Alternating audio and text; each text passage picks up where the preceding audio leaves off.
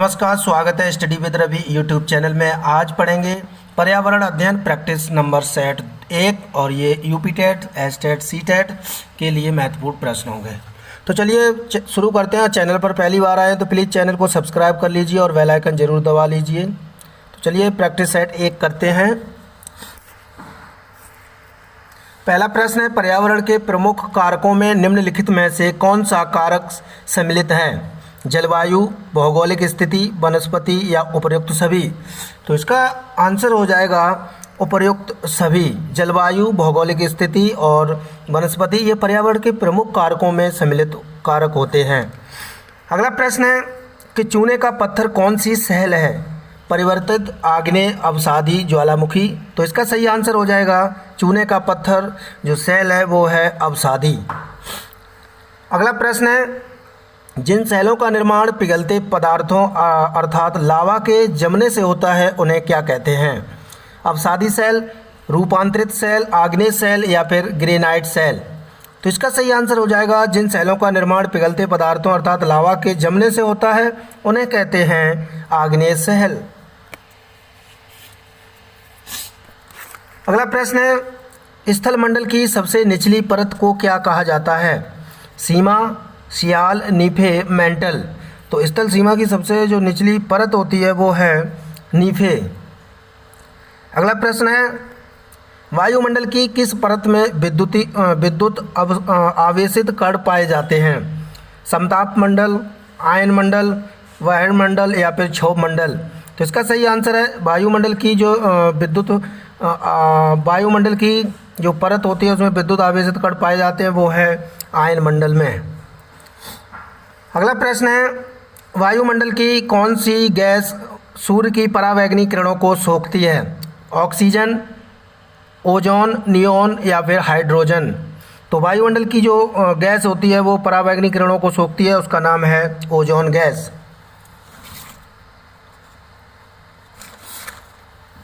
अगला प्रश्न है, वायुमंडल में जल वाष्प कहाँ से पहुँचती है? नदियों, झीलों से, बर्फ से या फिर पर्यावरण से या स्थलमंडल से? तो इसका सही आंसर हो जाएगा वायुमंडल में जल वाष्प पहुँचती है नदियों और झीलों से।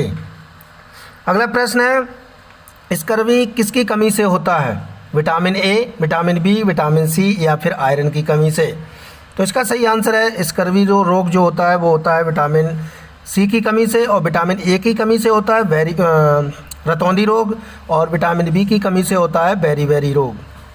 अगला प्रश्न है, प्रकृति में ऊर्जा का प्रमुख स्रोत क्या है? कोयला, पेट्रोलियम, सौर ऊर्जा या फिर आणविक ऊर्जा? तो इसका सही आंसर है सौर ऊर्जा। सौर ऊर्जा प्रकृति में ऊर्जा का प्रमुख स्रोत है। अगला प्रश्न है कि निम्नलिखित में से कौन सा तत्व पौधे के विकास पर प्रभाव डालता है? मृदा में मौजूद रासायनिक पदार्थ, ह्यूमस, सौर ऊर्जा, ये सभी? तो इसका सही आंसर है ये सभी जो है पौधे के विकास पर प्रभाव डालते हैं। अगला प्रश्न है, पृथ्वी पर कितने कैलोरी सौर ऊर्जा प्रति वर्ग सेंटीमीटर प्रति मिनट प्राप्त होती है? तो ये होती है 1.94 ग्राम। अगला प्रश्न है कि जून 1972 में विश्व पर्यावरण सम्मेलन का आयोजन कहाँ हुआ था?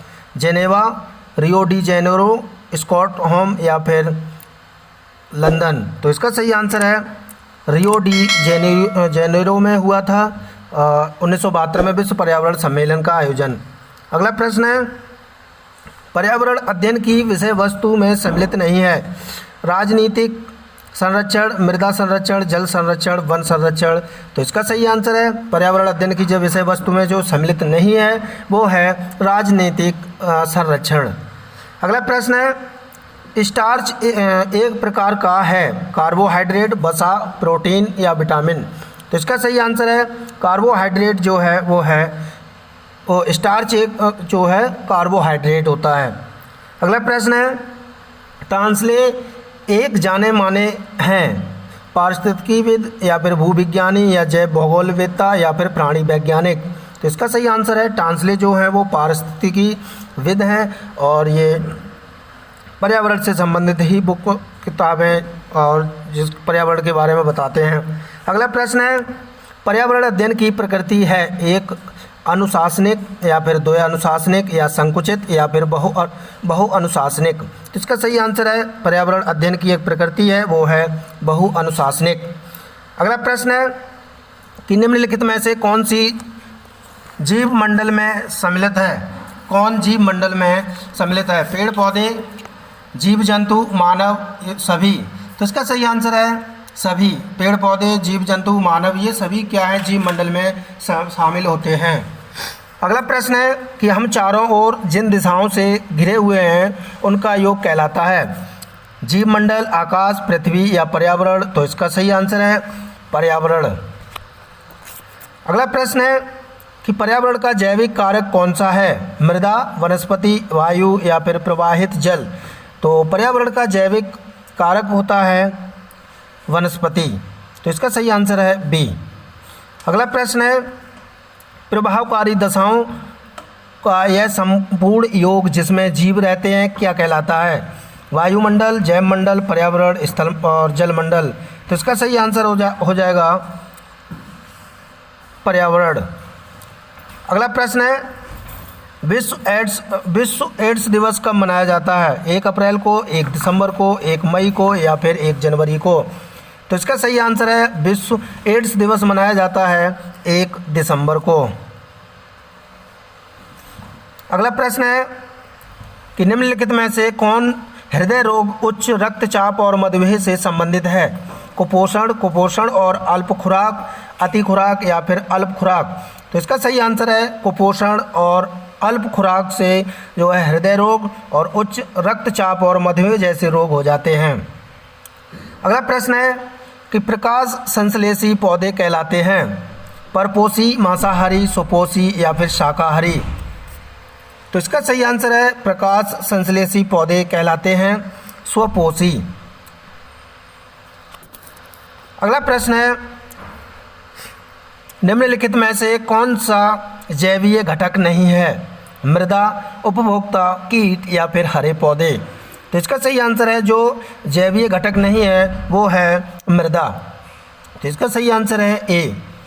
अगला प्रश्न है कि पतझड़ वन पाए जाते हैं उच्च तापीय क्षेत्र में, निम्न तापीय क्षेत्र में, मध्य तापीय क्षेत्र में या फिर हॉर्किस्टोर्थुम क्षेत्र में? तो इसका सही आंसर है मध्य तापीय क्षेत्र में पतझड़ वन पाए जाते हैं। अगला प्रश्न है भारत सरकार ने पर्यावरण संरक्षण अधिनियम कब लागू किया था? 1955 में, 1986 में, 1965 में या फिर 1990 में? तो इसका सही आंसर है 1986 में भारत सरकार ने पर्यावरण संरक्षण अधिनियम लागू किया था। अगला प्रश्न है कि विश्व में केले का सबसे ज़्यादा उत्पादन करने वाला देश कौन सा है? Brazil, Australia, Bharat, Indonesia? तो इसका सही आंसर हो जाएगा भारत। भारत विश्व में सबसे ज़्यादा केले का उत्पादन करने वाला देश है। अगला प्रश्न है भारत में किस प्रकार की मिट्टी ज़्यादातर पाई जाती है? लाल मिट्टी, जलोढ़ मिट्टी, काली मिट्टी या फिर लैटेराइट मिट्टी? तो इसका सही आंसर है जो भारत में सबसे ज़्यादा मिट्टी पाई जाती है वो पाई जाती है जलोढ़ मिट्टी। और जलोढ़ मिट्टी अच्छा उत्पादन के लिए जो है फसलों के लिए अच्छी होती है। अगला प्रश्न है कि निम्नलिखित में से सिंधु नदी का उद्गम स्थल है? रोहतांग दर्रा, शेषनाग झील, मानसरोवर झील या फिर सतुंग हिमानी? तो इसका सही आंसर है जो सिंधु नदी का है वो उसका उद्गम स्थल है वो है शेषनाग झील।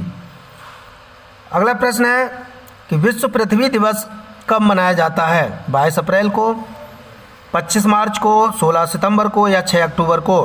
तो इसका सही आंसर हो जाएगा विश्व पृथ्वी दिवस मनाया जाता है 22 अप्रैल को और 16 सितंबर को विश्व ओजोन दिवस मनाया जाता है। तो दोस्तों ये थे 30 महत्वपूर्ण प्रैक्टिस सेट पर्यावरण के लिए और यूपी टेट के लिए। प्रश्न अच्छे लगे हो तो वीडियो को लाइक, शेयर, सब्सक्राइब जरूर करें। Thank you.